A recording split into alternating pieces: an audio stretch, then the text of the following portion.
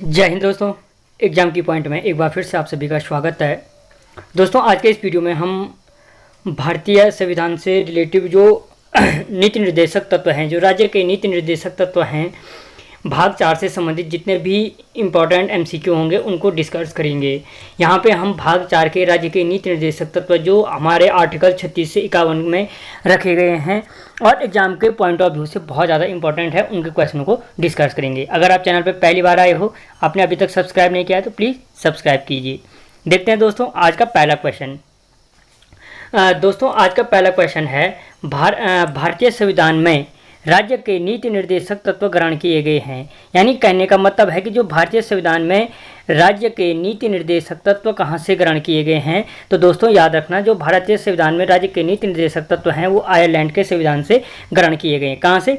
Ireland के संविधान से ग्रहण किए गए। पहली चीज़ मैं यहाँ पे बता दूँ कि ये क्या है, भाग 4 के अंतर्गत आता है और आर्टिकल 36 से 51 के अंतर्गत आता है। अगर हम बात करें भाग 1 में क्या है, भारतीय राज्यों का संघ है 1 से 4, दो में क्या है, नागरिकता से संबंधित प्रावधान है 5 से 11, तीसरे में क्या है, मौलिक अधिकार हैं। भाग 3 में मौलिक अधिकार हैं कितने हैं, 12 से 35, और भाग 4 में क्या है, राज्य के नीति निर्देशक तत्व हैं 36 से 51 तक। दोस्तों याद रखना, ये मोस्टली यहाँ तक 4 भाग पहले, ठीक है। कई बार पूछ लेता है कि भाग 1 में से संबंधित आर्टिकल हैं कितने से कितने तक, ठीक है। तो जो राज्य के नीति निर्देशक तत्व हैं वो आयरलैंड के संविधान से लिए गए हैं। अगर हम आयरलैंड के संविधान से और देखें कि आयरलैंड के संविधान से इसके अलावा आयरलैंड के संविधान से क्या क्या लिया गया है, तो दोस्तों याद रखना, जो आयरलैंड के संविधान से लिया गया है उसमें मुख्य रूप से क्या लिया गया है कि एक तो लिया गया है नीति निर्देशक तत्वों को, दूसरा राष्ट्रपति के निर्वाचन को, किसके, राष्ट्रपति के निर्वाचन को लिया गया है। और जो राष्ट्रपति का पद है वो कहाँ से लिया गया है, यूएसए से लिया गया है। लेकिन जो निर्वाचन की प्रक्रिया हुआ है, अगर राष्ट्रपति का निर्वाचन होगा ये कहाँ से लिया गया है, यूएसए से, लेकिन जो राष्ट्रपति का निर्वाचन की प्रक्रिया है वो आयरलैंड से लिया गया है, ठीक है। दूसरे जो अगली चीज ली गई है कि राष्ट्रपति द्वारा 12 सदस्यों को मनोनीत करने की जो शक्ति है राज्यसभा में, वो लिया गया आयरलैंड के संविधान से, और किस आर्टिकल के तहत, 80 के तहत करता है। अगली बात है, पुरस्कार राष्ट्रपति के द्वारा दिया जाएगा। जो भी पुरस्कार होंगे वो क्या होंगे, राष्ट्रपति के द्वारा दिए जाएंगे। ये 3-4 चीज़ें कहाँ से ली गई हैं, आयरलैंड के संविधान से ली गई हैं, ठीक है। ये पहले क्वेश्चन में इसलिए टाइम लगा क्योंकि सारी चीज़ें यहाँ पे क्लियर हो गया, अब आगे आपको समझने में सरल होगा। अगला क्वेश्चन, राज्य के नीति निर्देशक तत्वों का उल्लेख भारतीय संविधान के किस भाग में है। अभी बताया मैंने कि नीति निर्देशक तत्व का जो वर्णन है वो किस भाग में है, भाग 4 में है। 1 में है, जो 2 है, 2 में क्या है, जो भाग 2 में अब आपको बताया नागरिकता से संबंधित है। भाग 3 में मौलिक अधिकार हैं, ठीक है। भाग 4 में राज्य के नीति निर्देशक तत्व स्थित हैं, ठीक है। और भाग 5 में क्या है, संघ से संबंधित है, ठीक है। और इसमें क्या है, 52 से 151 आर्टिकल हैं, याद रखना इनको। अगला क्वेश्चन, भारतीय संविधान के किस अनुच्छेद में राज्य के नीति निर्देशक तत्वों का उल्लेख किया गया है। तो अभी बताया मैंने किस में किया गया है, 36 से 51 में राज्य के नीति निर्देशक तत्वों का उल्लेख किया गया है, ठीक है। अगला क्वेश्चन, संविधान का वह कौन सा भाग है जो संविधान के निर्माताओं के मस्तिष्क और उद्देश्यों को प्रतिबिंब करता है। यानी उद्देश्य संविधान के निर्माताओं के मस्तिष्क और उद्देश्यों का प्रतिबिंब करता है, ठीक है। तो वो भाग है, वो है दोस्तों क्या, राज्य के नीति निर्देशक तत्व बोल है, या ऑप्शन भाग में देगा तो भाग 4 है, ठीक है, और आर्टिकल देगा तो 36 से 51 के बीच है, ठीक है। अगला क्वेश्चन, राज्य के नीति निर्देशक तत्वों में निम्नलिखित में से किन किन प्रकारों के सिद्धांत अंतर्निहित हैं। जो राज्य के नीति निर्देशक तत्व हैं उनमें किस प्रकार के सिद्धांत निहित हैं, आर्थिक सिद्धांत, सामाजिक सिद्धांत, प्रशासनिक सिद्धांत या उपयुक्त सभी। तो दोस्तों हमें पता है जो राज्य के नीति निर्देशक तत्व हैं क्या है, उसमें सभी प्रकार के सिद्धांत निहित हैं। अगला क्वेश्चन, भारतीय संविधान में राज्य के नीति निर्देशक सिद्धांतों को शामिल करने के पीछे का मुख्य उद्देश्य क्या था। कल्याणकारी राज्य की स्थापना करना, धर्मनिरपेक्ष राज्य की स्थापना करना, सरकार के निरंकुश कार्यों। अच्छा दोस्तों याद रखना, जो क्या है, भारतीय संविधान के राज्य के नीति निर्देशक सिद्धांतों को शामिल करने के पीछे का जो उद्देश्य था वो था एक कल्याणकारी राज्य की स्थापना करना। क्या था, एक कल्याणकारी राज्य की स्थापना करना, ठीक है। अगला क्वेश्चन, संविधान में राज्य के नीति निर्देशक तत्वों को शामिल करने के पीछे का उद्देश्य क्या था। संविधान में जो राज्य के नीति निर्देशक तत्व हैं उनको शामिल करने के पीछे का उद्देश्य क्या था, तो उसका मुख्य उद्देश्य था सामाजिक आर्थिक लोकतंत्र की स्थापना करना। अगर आपने एक बार इसको पढ़ा है तो इसमें सारी चीज़ें वही हैं। राज्य का कर्तव्य है कि लोगों को आर्थिक असमानता को कम करना, सामाजिक व्यवस्था को लागू करना, जो आपकी प्रसूति सुविधा दी जाती है या जो आपको वृद्ध पेंशन दी जाती है, विकलांग पेंशन, ये सारे राज्य के नीति निर्देशक तत्वों के अंतर्गत आती है। ठीक है, अगला क्वेश्चन, निम्नलिखित में से किसने नीति निर्देशक सिद्धांतों को बैंक की सुविधा के देय उत्तर दिनांकित चेक कहा है। यानी किसने जो नीति निर्देशक तत्व है उनको बैंक की सुविधा के अनुसार उत्तर दिनांकित चेक कहा था, तो वो कहा था केटी शाह ने। किसने कहा था? केटी शाह ने कहा था।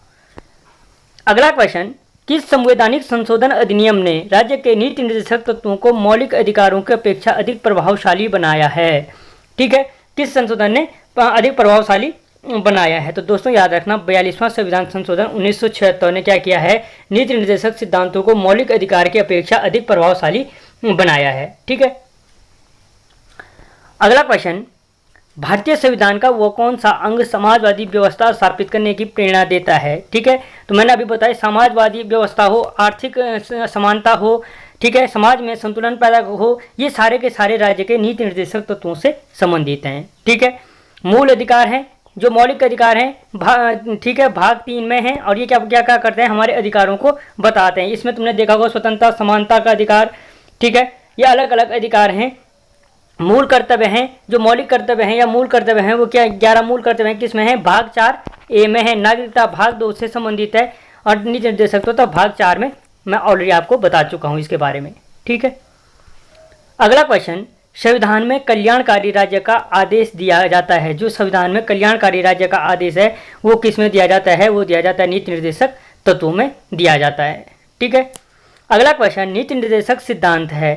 ठीक है, जो नीति निर्देशक सिद्धांत है वो नीति निर्देशक सिद्धांत क्या है दोस्तों, कि वाद योग्य नहीं है। कहने का मतलब है कि जो नीति निर्देशक सिद्धांत है जो वाद योग्य और वाद योग्य नहीं है। जो वाद योग्य के अंतर्गत आता है उसमें आते हैं मौलिक अधिकार, यानी मौलिक अधिकार छीनने पर हम न्यायालय जा सकते हैं और न्यायालय क्या करता है, रीट जारी करके हमारे मौलिक अधिकारों को लौटा सकता है। ठीक है, लेकिन जो नीति निर्देशक तत्व हैं उनको न्यायालय में चुनौती नहीं दी जा सकती है।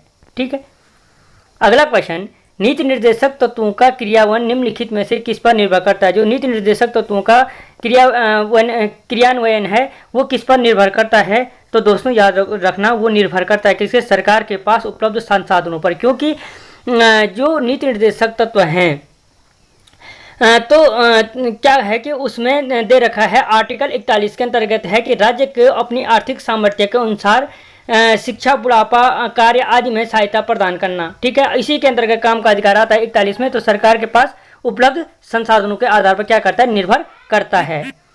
अगला क्वेश्चन, मूल अधिकारों का और राज्य के नीति निर्देशक तत्वों में क्या अंतर है। तो दोस्तों मूल अधिकार और राज्य के नीति निर्देशक तत्वों में मुख्य अंतर क्या है, तो मुख्य अंतर है मूल अधिकार वाद योग्य है, मैं अभी ऊपर बता चुका हूँ, इनको छीनने पर न्यायालय जा सकते हैं, जबकि राज्य के नीति निर्देशक तत्व नहीं है, इनको छीनने पर न्यायालय नहीं जाया जा सकता है। ठीक है, भले इसके भी कुछ अपवाद हैं। मौलिक अधिकार एवं राज्य के नीति निर्देशक तत्वों के विषय में कौन सा कथन सही है। मौलिक अधिकार हो गया और राज्य के नीति निर्देशक तत्वों के संबंध में कौन सा कथन सही है, तो इसका कथन वे एक दूसरे के पूरक हैं। यानी जो मौलिक अधिकार और नीति निर्देशक तत्व हैं वे क्या हैं, एक दूसरे के पूरक हैं। अगला क्वेश्चन, एक कल्याणकारी राज्य के निर्देश आदर्श वर्णित हैं। एक कल्याणकारी राज्य के निर्देश आदेश वर्णित है, यानी एक कल्याणकारी राज्य की स्थापना करने के जो आदेश हैं वो किस में हैं, तो मैंने अभी ऊपर ही बता चुका हूँ, राज्य के नीति निर्देशक तत्वों में हैं। ठीक है दोस्तों, अगर आपको क्वेश्चन बढ़िया लग रहे हैं तो वीडियो को लाइक और शेयर जरूर करें, और अगर आप नहीं हो तो चैनल को सब्सक्राइब जरूर करें। अगला क्वेश्चन, नीति निर्देशक तत्वों को कार्यान्वित करने के लिए क्या मूल अधिकारों का हनन हो सकता है। तो दोस्तों याद रखें कि जो नीति निर्देशक तत्वों का क्रियान्वयन करने के लिए कुछ मौलिक अधिकारों का हनन किया जा सकता है, कुछ का हनन किया जा सकता है। ठीक है, भारत के संविधान में अंतर्राष्ट्रीय सुरक्षा को प्रोत्साहन देना सन्निहित है, यानी अंतर्राष्ट्रीय सुरक्षा को प्रोत्साहन देना सन्निहित है, किसके अंतर्गत है, तो वो राज्य के नीति निर्देशक तत्वों के अंतर्गत सन्निहित है। यानी जो हम क्या करते हैं, भारत के संविधान के अंतर्राष्ट्रीय सुरक्षा को प्रोत्साहन देना जो अंतर्राष्ट्रीय सुरक्षा प्रोत्साहन दिया जाता है वो किसके अंतर्गत दिया जाता है? राज्य के नीति निर्देशक तत्वों के अंतर्गत दिया जाता है। अगला क्वेश्चन, समान कार्य के लिए समान वेतन भारत के संविधान में सुनिश्चित किया गया है। ठीक है, कि जो समान कार्य के लिए समान वेतन है वो भारतीय संविधान में सुनिश्चित किया गया है। किसमें सुनिश्चित किया गया है? वो किया गया है राज्य के नीति निर्देशक तत्वों में। ठीक है, समान कार्य के लिए समान वेतन दिया गया। और अगर आर्टिकल पूछे तो आर्टिकल 39 से संबंधित है। किस आर्टिकल से है? आर्टिकल 39 से संबंधित है। ठीक है, और 39A में अगर 39A की कहीं कभी बात आए कि समान न्याय और निःशुल्क विधि सहायता किसके अंतर्गत दी जाती है, तो 39A के अंतर्गत समान न्याय एवं निःशुल्क विधि सहायता प्रदान की जाती है। ठीक है, साथ में आर्टिकल समझते जाओ, सीधे सीधे जो इंपॉर्टेंट आर्टिकल है वो सीधे सीधे आर्टिकल पूछ लेता है। अगला क्वेश्चन, भारतीय संविधान के निम्नोक्त भागों में से किस एक में न्यायपालिका तथा कार्यपालिका को प्राथमिकता का प्रावधान है? यानी किस आर्टिकल में, किस भाग में कहा गया है कि न्यायपालिका और कार्यपालिका स्वतंत्र होंगी? तो दोस्तों अब ये क्या किसको है? राज्य के नीति निर्देशक तत्वों के अंतर्गत क्या है कि राज्य की जो कार्यपालिका होगी और न्यायपालिका होगी वो क्या होंगी? एक दूसरे से स्वतंत्र होंगी। और ये बताता है आर्टिकल 50। कौन बताता है? आर्टिकल 50 के अनुसार ये बात कही गई है। अगला क्वेश्चन, भारतीय संविधान में राज्य के नीति निर्देशक सिद्धांत को किस मुख्य कारण से सम्मिलित किया गया है? जो भारतीय संविधान में राज्य के नीति निर्देशक तत्व हैं उनको शामिल करने का पीछा है क्या? कल्याणकारी राज्य की स्थापना करना। ठीक है, यानी याद रखना नीति निर्देशक तत्वों का मुख्य उद्देश्य ही कल्याणकारी राज्य की स्थापना करना है।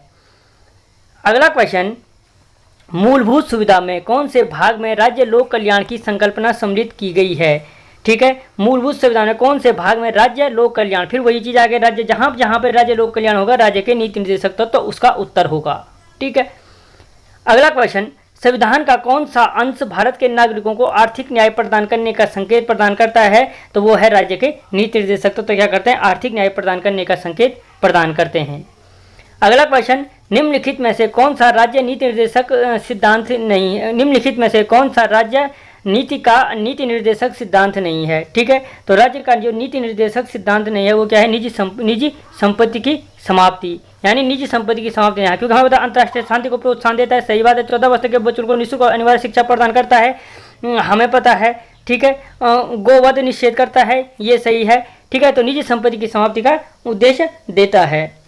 अगला क्वेश्चन, राज्य के नीति निर्देशक तत्व नहीं है। जो राज्य के नीति निर्देशक तत्व नहीं है वो क्या नहीं है? इनमें से कौन सा नहीं है? तो वैज्ञानिक मनोभाव के विकास का, पोषाहार के स्तर को ऊपर उठाना सही है, कमजोर श्रेणी को आर्थिक हित को बढ़ाना सही है, कार्यपालिका न्यायपालिका अलग रखना सही है। कौन सा गलत है?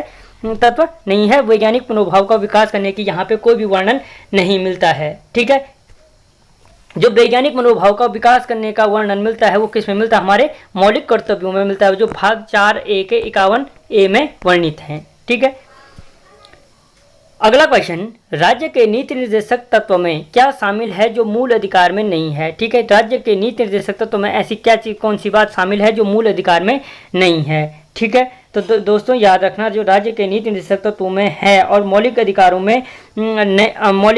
में नहीं है वो है क्या? कुटीर उद्योगों को प्रोत्साहन। क्या नहीं है? कुटीर उद्योगों को मूल अधिकार में नहीं है, क्योंकि अस्पृश्यता का अंत है, यानी छुआछूत का अंत है मौलिक अधिकारों में। आने जाने की स्वतंत्रता है, वाक की स्वतंत्रता के अंतर्गत, धर्म की स्वतंत्रता है, धार्मिक स्वतंत्रता का, लेकिन कुटीर उद्योगों के प्रोत्साहन को वहाँ पे वर्णन नहीं किया गया है, बल्कि मौलिक राज्य के नीति निर्देशक तो तुम्हें कुटीर उद्योगों को प्रोत्साहन का वर्णन किया गया है। जो राज्य के कुटीर उद्योगों का प्रोत्साहन है, ठीक है, कुटीर उद्योगों का जो प्रोत्साहन है वो किसके अंतर्गत किया गया है? 43 के अंतर्गत किया गया है। ठीक है, क्योंकि जो आर्टिकल 43 है वो कहता है कि न्यूनतम मजदूरी और अवकाश को सुनिश्चित करना और कुटीर उद्योगों का विकास करना। ठीक है,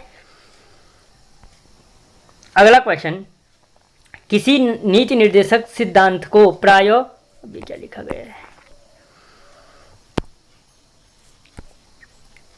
किसी नीति निर्देशक सिद्धांत को प्राय समाजवादी माना जाता है। ठीक है, समाजवादी माना जाता है क्योंकि ग्राम पंचायतों की स्थापना, क्योंकि ये क्या करता है? समाजवादी ढंग से ग्राम पंचायतों की स्थापना करता है। ग्राम पंचायतों की स्थापना करना किस आर्टिकल के अनुसार है? आर्टिकल 40 के अनुसार है, आर्टिकल 40 में वर्णित किया गया है। अगला क्वेश्चन, निम्नलिखित निर्देशक सिद्धांतों में से वह सिद्धांत कौन सा है जिसे गांधीवादी सिद्धांत कहा जाता है? ठीक है। गांधीवादी सिद्धांत किसे कहा जाता है? स्वशासन के प्रभावी एक लोगों के रूप में ग्राम पंचायतों का गठन, यानी स्वशासन की जो प्रेरणा दी थी वो किसने दी थी? गांधीवाद की देन है। अगला क्वेश्चन, नीति निर्देशक तत्वों का महत्व किसके लिए है? नागरिक, राज्य, समाज या संघ? तो अभी तक इतना क्वेश्चन हमने देख लिया। हमने देखा है कि यहाँ पे एक चीज़ की सबसे बड़ी बात हो रही है किसकी? कल्याणकारी राज्य की। तो जो नीति निर्देशक तत्वों की महत्व है वो सबसे किसके लिए है? राज्य से संबंधित है। अगला क्वेश्चन, भारत के किस राज्य में समान नागरिक संहिता लागू है? भारत के किस राज्य में समान नागरिक संहिता लागू है? तो दोस्तों याद रखना, समान नागरिक संहिता जो लागू है गोवा में है, ठीक है। और जो समान नागरिक संहिता आर्टिकल संबंधित है वो आर्टिकल 44 से संबंधित है। समान नागरिक संहिता क्या है? आर्टिकल 44 से संबंधित है, जिसका अर्थ क्या है? सभी धर्म जाति को समान न्याय प्रदान करना। समान नागरिक संहिता का अर्थ मतलब क्या है? सभी जाति धर्म के लोगों को समान न्याय प्रदान करना। और ये गोवा का मतलब है कि भारत में जो समान नागरिक संहिता है सबसे पहले कहाँ लागू हुआ था? गोवा में हुआ था, ठीक है। अगला क्वेश्चन, राज्य के नीति निर्देशक सिद्धांतों के अनुसार किस आयु तक के बच्चों को निःशुल्क और अनिवार्य शिक्षा देने की राज्य के नीति निर्देशक सिद्धांतों के अनुसार बता रहा है ये, ठीक है। तो याद रखना, जो नीति निर्देशक सिद्धांत हैं, जो राज्य के नीति निर्देशक सिद्धांत है, राज्य के नीति निर्देशक सिद्धांतों के अनुसार 14 वर्ष तक के बच्चों को क्या है? अनिवार्य शिक्षा और निःशुल्क शिक्षा प्रदान की जाती है, ठीक है। अगला क्वेश्चन, राज्य के नीति निर्देशक सिद्धांत किस प्रकार मौलिक अधिकारों से भिन्न है? जो राज्य के नीति निर्देशक सिद्धांत है वो मौलिक अधिकारों से किस प्रकार भिन्न है? तो याद रखना, जो राज्य के नीति निर्देशक सिद्धांत है वो मौलिक अधिकारों से किस प्रकार भिन्न है? राज्य के नीति निर्देशक सिद्धांत क्या है? परिवर्तनीय नहीं है। संविधान, तुमने अगर इससे पहले से जो पॉलिटिकल साइंस का अगर वो पढ़ा होगा, राज्य के मौलिक अधिकार पढ़े होंगे, तो उसमें संविधान पूर्व की विधियाँ और संविधान बाद की विधियाँ आती हैं। कि संविधान पूर्व की विधियों के अंतर्गत मौलिक अधिकार आते हैं जिनको न्यायालय में चुनौती दे सकते हैं, और ये क्या है? परिवर्तनीय नहीं है। जबकि मूल अधिकार परिवर्तनीय, यानी मूल अधिकारों में परिवर्तन किया जा सकता है, ठीक है। उसमें केशव चंद्र भारती और गोलकनाथ मामले अलग अलग हैं। 33वां, भारतीय संविधान के कौन से संशोधन अधिनियम द्वारा टकराव की दशा में राज्य के नीति निर्देशक तत्वों को मूल अधिकारों पर वरीयता प्रदान की गई है? यानी संशोधन अधिनियम द्वारा टकराव की दशा में राज्य के नीति निर्देशक तत्वों को राज्य के नीति निर्देशक तत्वों को किस आर्टिकल के, किस संविधान संशोधन के द्वारा मूल अधिकारों से अधिक वरीयता दी गई है? तो अभी तक इसे इतनी बात की हमने देखा कि मूल जो इससे पहले क्वेश्चन आया था कि कौन सा संविधान संशोधन राज्य के नीति निर्देशक तत्वों को मौलिक अधिकारों से अलग बनाता है, तो वो था क्या? 42वां संविधान संशोधन। कौन सा संविधान संशोधन था? 42वां संविधान संशोधन था। अगला क्वेश्चन, भारतीय संविधान के अंतर्गत कल्याणकारी राज्य की अवधारणा निम्नलिखित में से किस अनुच्छेद में वर्णित है? कल्याणकारी राज्य की अवधारणा जो वर्णित है वो किस आर्टिकल में वर्णित है? तो दोस्तों याद रखना, जो कल्याणकारी राज्य की अवधारणा है वो आर्टिकल 38 में वर्णित है, ठीक है। कल्याणकारी राज्य की अवधारणा किस में है? आर्टिकल 38 में वर्णित है। क्योंकि जो आर्टिकल 38 है 38 है वो कहता है कि सभी लोगों को सामाजिक आर्थिक न्याय प्रदान करना राज्य का कर्तव्य है, और उसी के अंतर्गत 38(1) में है कि राज्य को आय की असमानताओं को कम करना चाहिए, ठीक है। इसीलिए कल्याणकारी राज्य की जो अवधारणा है वो 38 में है। अगला क्वेश्चन, समान न्याय और निःशुल्क विधि सहायता का प्रावधान संविधान के किस अनुच्छेद में है? इससे पहले बता चुका मैं, समान न्याय और निःशुल्क विधि सहायता, समान न्याय और जो निःशुल्क विधि सहायता है वो किस में है? 39A में है। समान न्याय और निःशुल्क विधि सहायता किस में है? 39A में है, ठीक है। जहाँ पे समान का 39 में क्या है? समान कार्य के लिए समान वेतन है। 39A में क्या है? समान न्याय एवं निःशुल्क विधि सहायता उपलब्ध कराई गई है। अगला क्वेश्चन, भारतीय संविधान के निम्नलिखित अनुच्छेदों में से कौन सा अनुच्छेद राज्य सरकारों को ग्राम पंचायतों को गठित करने का निर्देश देता है? ये भी मैं पहले बता चुका हूँ कि अनुच्छेद जो राज्य को ग्राम पंचायतों का गठन करने का जो निर्देश देता है वो देता है आर्टिकल 40 देता है। कौन सा देता है? आर्टिकल 40 देता है। अगला क्वेश्चन, भारतीय नागरिकों के लिए एक समान सिविल संहिता प्राप्त करने की बात कही गई है। समान सिविल संहिता प्राप्त करने की बात किस आर्टिकल में कही गई है? वो अनुच्छेद 44 में कही गई है, ठीक है। जो जहाँ पे मैंने बात की थी समान नागरिक संहिता अधिनियम, ठीक है, यह समान सिविल संहिता अधिनियम भी कहते हैं, जिसके अनुसार क्या है? सभी लोगों को समान जाति धर्म लिंग के आधार पर हम क्या नहीं कर सकते? अंतर नहीं कर सकते, यानी सभी धर्मों को समान न्याय प्रदान करना ही क्या है? जिसका उद्देश्य है वो है आर्टिकल 44। और सबसे पहले मैंने बताया था कहाँ पे लागू हुआ था? गोवा में लागू हुआ था। अगला क्वेश्चन, संविधान के किस अनुच्छेद में न्यायपालिका का कार्यपालिका से पृथक्करण किया गया है। मैंने बताया था कि नीति निर्देशक तो बताया है कि न्यायपालिका और कार्यपालिका क्या हो, एक दूसरे से स्वतंत्र हो, और वो आर्टिकल हमें बताता है आर्टिकल 50। ये मैं क्वेश्चन पहले बता चुका हूँ। राज्य के नीति निर्देशक सिद्धांतों में से किस अनुच्छेद का संबंध अंतर्राष्ट्रीय शांति और सुरक्षा संवर्धन से, यानी कौन नीति निर्देशक कौन सा अनुच्छेद बताता है कि अंतर्राष्ट्रीय शांति और सुरक्षा से संबंधित है। तो याद रखना, जो सुरक्षा से संबंधित, अंतर्राष्ट्रीय शांति और सुरक्षा से संबंधित है वो कौन सा है, आर्टिकल 51 है। ठीक है, कौन सा है, आर्टिकल 51 है। यानी आर्टिकल 51 कहता है कि प्रत्येक राज्य का कर्तव्य है कि वो अंतर्राष्ट्रीय और अंतर्राज्यीय और अंतर्राष्ट्रीय संबंध क्या बनाए, मधुर बनाए। सिंपल भाषा में ये समझ लो। अगला क्वेश्चन, भारतीय संविधान के किस अनुच्छेद द्वारा निम्न दुर्बल वर्गों की शिक्षा संबंधी सुरक्षा दी गई है। यानी दुर्बल जो SC ST वर्ग हैं, SC ST वर्गों को सुरक्षा कौन सा आर्टिकल देता है, तो वो आर्टिकल देता है दोस्तों आर्टिकल 46। कौन सा देता है, आर्टिकल 46। और आर्टिकल 46 कहता है कि राज्य का कर्तव्य है कि SC और ST के हितों की रक्षा करना। SC और ST के हितों की रक्षा करना कौन सा बताता है, आर्टिकल 46 बताता है।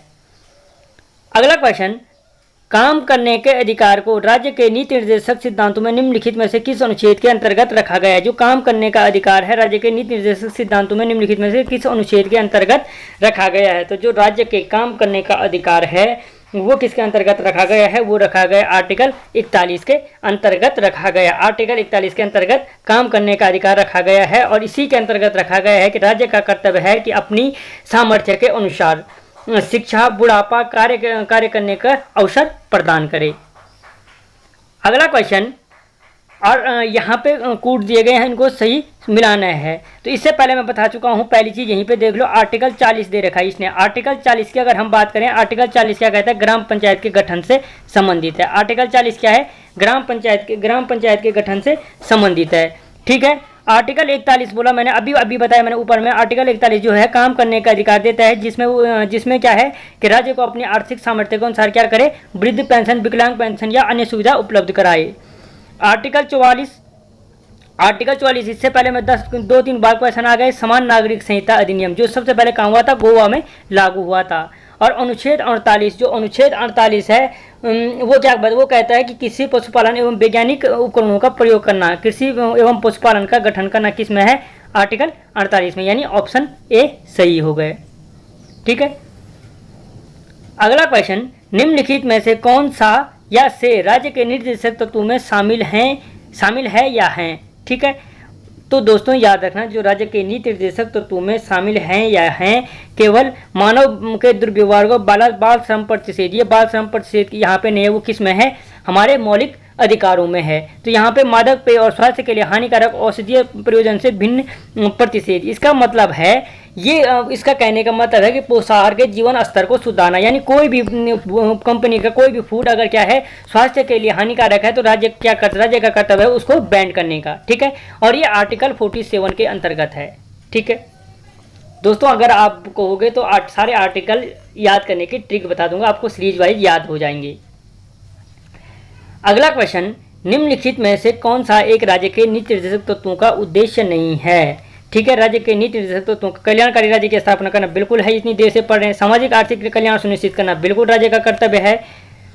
ठीक है, अंतर्राष्ट्रीय शांति और सुरक्षा अभिवृद्धि करना, अभी बताया कि आर्टिकल 51 कहता है। एवं धार्मिक राज्य की स्थापना करना, ये क्या है, किसी भी गलत है धर्म की, क्योंकि भारत में क्या है, धार्मिक राज्य की स्थापना नहीं की जा सकती है। अगला क्वेश्चन, निम्न में से कौन राज्य के नीति निर्देशक सिद्धांतों में सम्मिलित नहीं है। राज्य के नीति निर्देशक सिद्धांतों में कौन सा सम्मिलित नहीं है, मद निषेध है, बिल्कुल है, काम का अधिकार है, समान कार्य समान वेतन है, सूचना का अधिकार। सूचना का अधिकार क्या है, हमारे मौलिक अधिकार के अंतर्गत आता है। अगला क्वेश्चन, निम्नलिखित में से कौन सा एक संविधान के 42वें संशोधन द्वारा नीति निर्देशक तत्वों में नहीं जोड़ा गया, कौन सा नहीं जोड़ा गया। ठीक है, तो शोषण से युवाओं तथा बच्चों की सुरक्षा, ये जोड़ा गया था।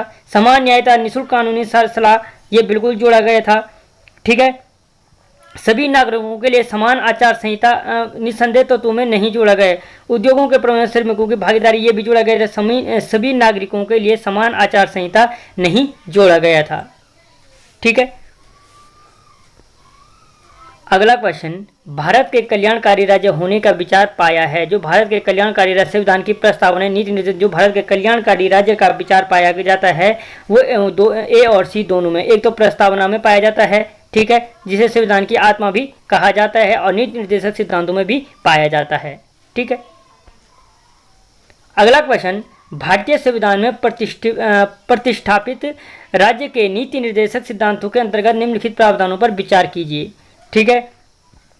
तो विचार कीजिए, भारतीय नागरिकों के लिए समान नागरिक संहिता सुरक्षित करना, ग्राम पंचायतों को संगठित करना, ग्रामीण क्षेत्र में कुटीर उद्योगों को प्रोत्साहित करना, सभी कर्मकारों के लिए यथोचित अवकाश तथा संस्कृत अवसर सुरक्षित करना। उपयुक्त में से कौन से गांधीवादी सिद्धांत हैं जो राज्य के नीति निर्देशक सिद्धांतों के तत्वों के प्रतिबिंब हैं, ठीक है। हैं ये चारों के चारों चीज किसमें, राज्य के नीति निर्देशक सिद्धांतों में। लेकिन गांधीवाद की जो छाप प्रस्तुत करते हैं, एक तो स्वशासन करता है, मैंने ऊपर बताया था, ग्राम पंचायतों का संगठित करना, ग्राम पंचायतों को संगठित करना क्या है, गांधी विचारधारा को एक तो ये प्रदर्शित करता है।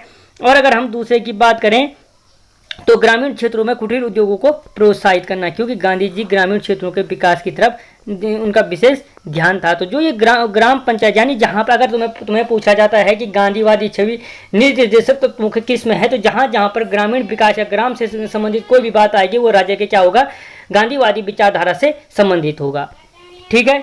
अगला क्वेश्चन, राज्य के नीति निर्देशक तत्व सहज अध्ययन के लिए निम्न में से कौन से भागों में विभाजित किए जा सकते हैं। तो जो राज्य के निर्देशक तत्व हैं सहज अध्यापन के लिए कौन से भागों में विभाजित किए जा सकते हैं, तो वो किए जा सकते हैं समाजवादी, गांधीवादी और उत्तर बौद्धिकवादी, सभी उपयुक्त सभी में। अगला क्वेश्चन, निम्नलिखित में से कौन सा एक भारत के संविधान में यथा प्रतिष्ठापित राज्य की नीति के निर्देशक तत्व का भाग नहीं है। तो दोस्तों कौन सा भाग नहीं है, पर्सनल लॉ का संरक्षण है, क्योंकि समान और निःशुल्क विधि सहायता बिल्कुल है। राष्ट्रीय महत्व के स्मारकों के स्थानों की वस्तुओं का संरक्षण, ये मैं आपको बता चुका हूँ। न्यायिक और कार्यपालिका का अलग रखना है, लेकिन क्या नहीं है, पर्सनल लॉ संरक्षण नहीं दिया गया है। तो दोस्तों आज के लिए इतना ही, मिलता हूँ अगले वीडियो में।